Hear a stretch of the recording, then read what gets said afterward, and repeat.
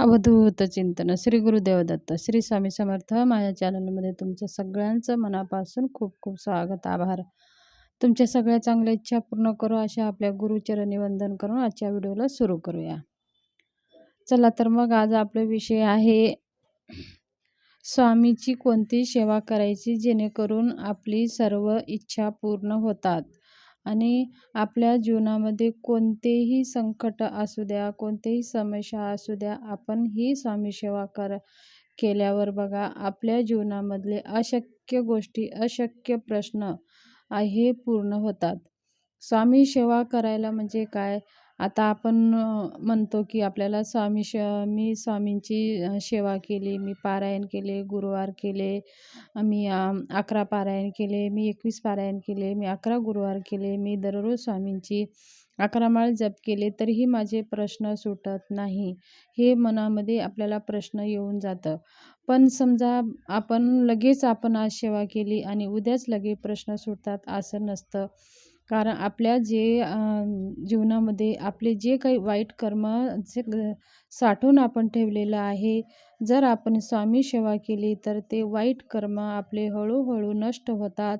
आणि जर आपण आपले वाईट कर्म नष्ट जवळ होत नाही तवर आपले चांगले कार्य आपले घडत नाही, आपल्या मनासारखं होत नाही. म्हणून तुम्ही स्वामी सेवा करता तर हळू आपले वाईट कर्म आपले नष्ट होतात आणि मग आपले वाईट कर्म, आपले वाईट साठवून ठेवलेले जे काही कर्म आहेत ते कमी झाल्याच्या नंतर आपल्या मग चांगल्या इच्छा पूर्ण व्हायला सुरुवात होतात. म्हणून आपण थोडी स्वामी सेवा केली, मग आपली इच्छा पूर्ण नाही झाली तर आपण लगेच खचून जायचं नसतं आणि स्वामी सेवा सोडायची नसते. म्हणून आपण लगातार स्वामी सेवा करायचं असतं. स्वामी सेवामध्ये, स्वामी नामस्मरणमध्ये इतकी अद्भुत शक्ती आहे, अद्भुत ताकद आहे आणि आपल्या जीवनाचं सोनं करण्याचं सामर्थ्य ह्या स्वामी सेवेमध्ये आहे. म्हणून आपण कधीही स्वामी सेवा सोडायचं नाही आणि आपण खचून जायचं नाही.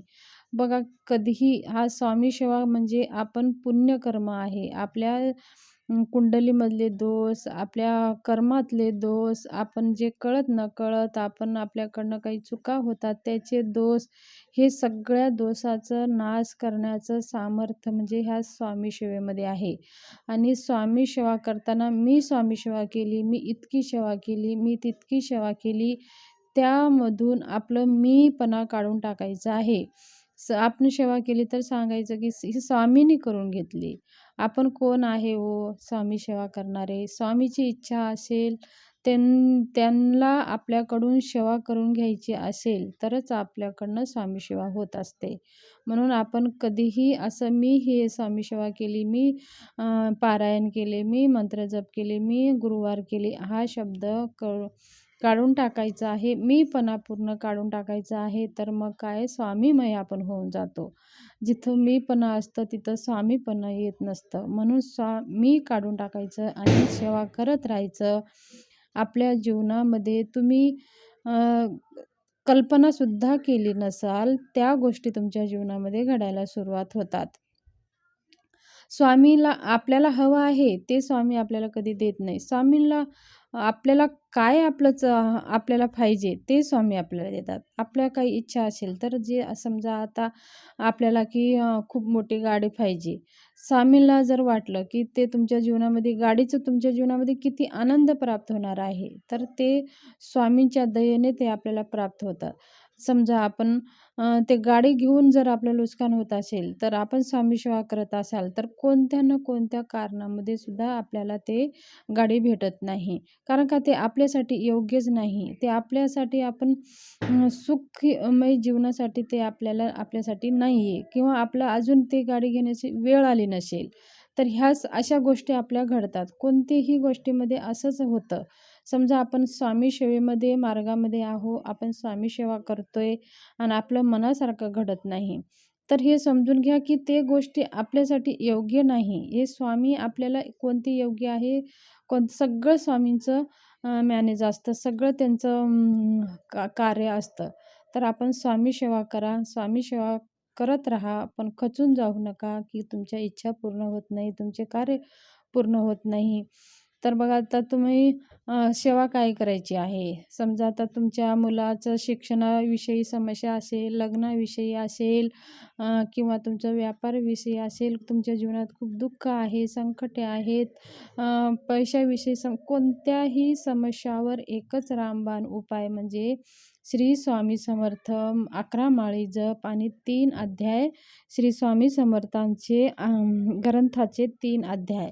हा छोटासा ग्रंथ आहे आणि त्याच्यातले दररोज आपण 3 अध्याय जर पाठ केले तर आपले जीवनातले जे काही हळूहळू आपले वाईट कर्माचं जे साठा झालेला आहे ते नष्ट होत जातं आणि आपल्या जीवनामध्ये चांगल्या गोष्टी आपल्या सोबत घडायला सुरुवात होती.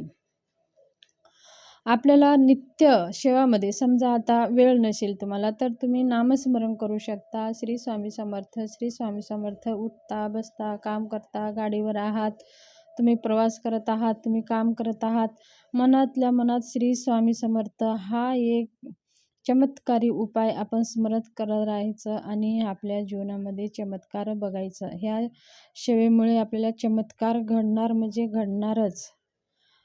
स्वामी सेवा तुम्ही करून पहा, तुमचे सगळे प्रश्न सुटतील. तुमच्या जीवनामध्ये अशक्य त्या गोष्टी शक्य घडतात.